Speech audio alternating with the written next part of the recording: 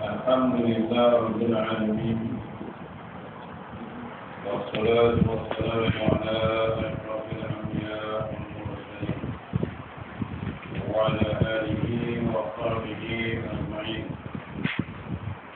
Shrah li sadri wa yassir amri wa hlul 'uqdatam min lisani yafqahu qawli, amma ba'd.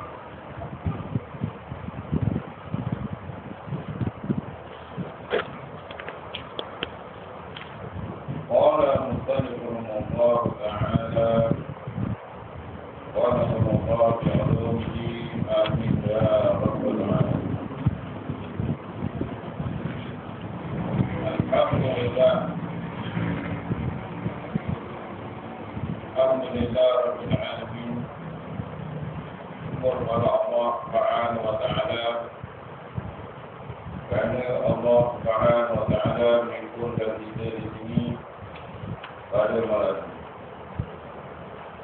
Mudah-mudahan Allah Subhanahu wa taala memberi kita taufik dan hidayah. Kita benar-benar mentaati perintah, beramal dengan sunnah Rasulnya sallallahu alaihi wasallam. Sampai pada hadis yang ke-118.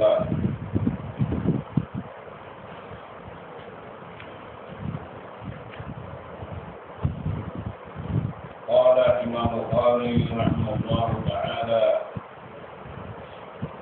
Haddatsana Abdullah bin Yusuf qala akhbarana Malik an Abi الأعرج أن أبي هريرة أن رسول الله صلى الله عليه وسلم قال: إذا توضأ أحدكم فليجعل في أنفه ماء ثم لينتصر، ومن استجمر فليوتر، استيقظ أحدكم من نومه فليغسل يده قبل أن يدخلها فإن أحدكم لا يدري أين باتت يده.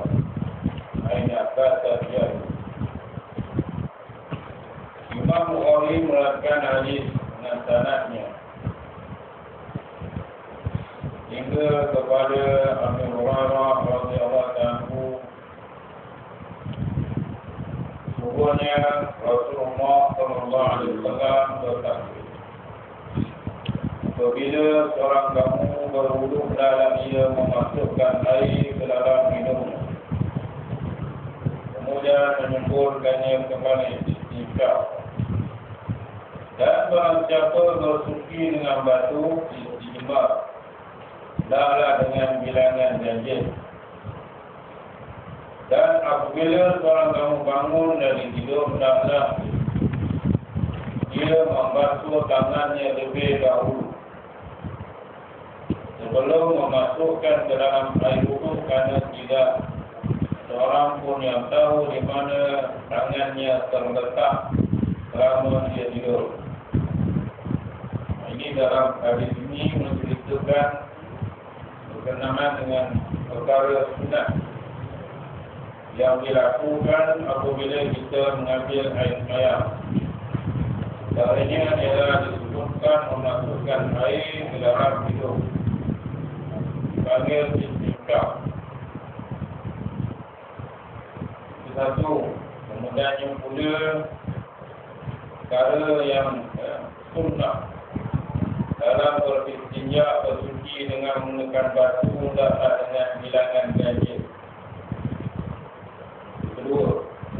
Kemudian yang ketiga, disunatkan apabila seorang itu bangun dari tidur, hendaklah mula-mula sekali dia basuh tangan dia. Dia basuh tangan dia itu maknanya sebelum memasukkan ke dalam air wuduk, ke dalam bekas wuduk. Kerana zaman Rasulullah SAW mereka tak guna paip. Jadi air itu diletak dalam bekas. Jadi bila nak ambil sembahyang, dia cedok dengan kedua belah tangan tu untuk mengambil wuduk yang kita besen lah. Yang kita guna besen tu kan. Dan tangan itu maknanya kalau mengikut mazhab kita Syafi'i taklah dipotong sebagai dayung lah. Jadi kita ambil sembahyang, kita cedok dengan kedua belah tangan dari dalam bekas air tadi. Sebenarnya sampai habis dengan niat tangan itu sebagai penjeruk.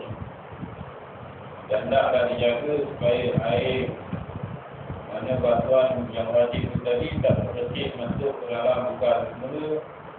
Kalau masuk dalam bekas semula maka jadi tak malah air terlibat pula. Jadi hukum taklah dijaga. Adapun pada kita pada sekarang ni, zaman kita ni maknanya mula masih ada pipe. Pipe. Menggunakan pipe ni maknanya pembaziran dalam penggunaan air ketika wuduk. Pembaziran. Dan pembaziran yang begitu tak dilarangkan sebenarnya. Sebab tu lah orang dulu dia guna kolak. Kita sekarang ni semua guna pipe. Maka bila kita guna pipe, air yang dibazirkan ketika kita mengambil sembahyang tu banyak. Sebab tu sembahyang kita tak penuh.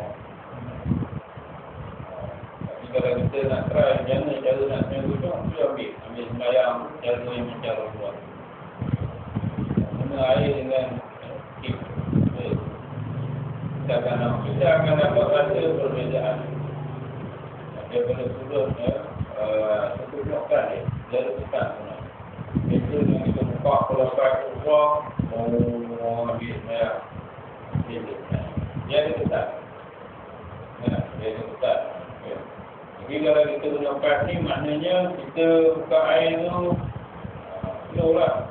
Slow, kadang batu, buka dan sebagainya sampai habis ambil sembahyang tadi dengan hormat penggunaan air. Jadi dengan hormatkan. Anda tak buka air itu kotor, kita ambil sembahyang. Itu dikira. Membazir ketika dalam wuduk itu mendatangkan was-was. Mendatangkan was-was dan juga mendatangkan tidak penuh dalam solat sendiri. Dan mendatangkan was-was dan juga mendatangkan tidak penuh dalam sembahyang itu sendiri. Itu antara mudarat. Kita mengambil sembahyang dengan keadaan air yang dalam keadaan air yang kita bazirkan. Yang dia letak.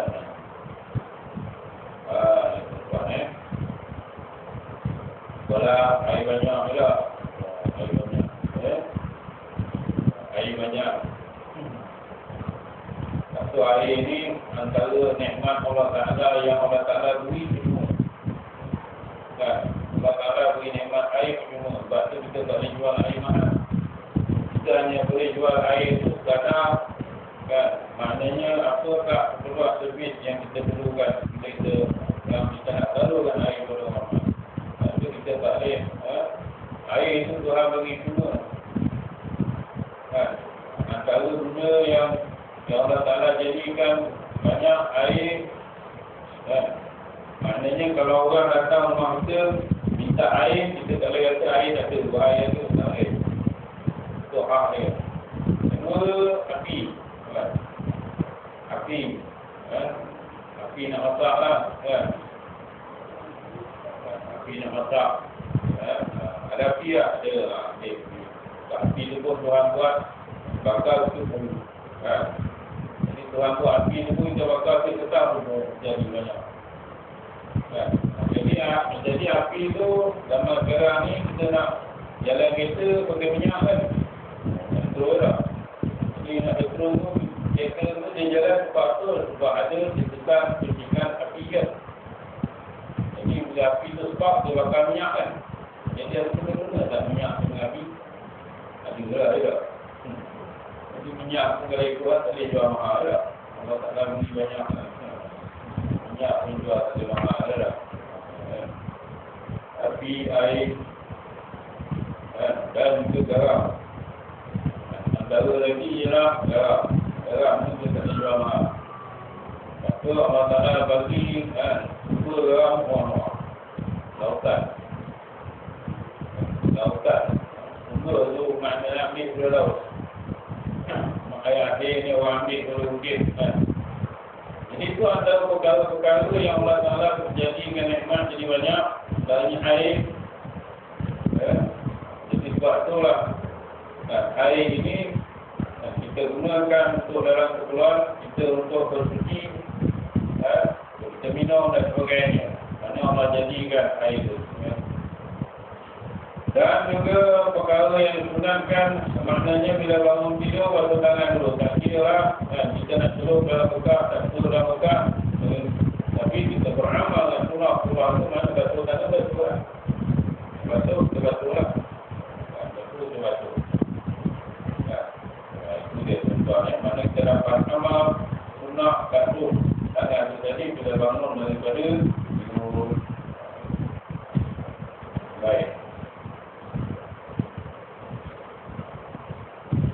Kemudian hadis yang berikutnya,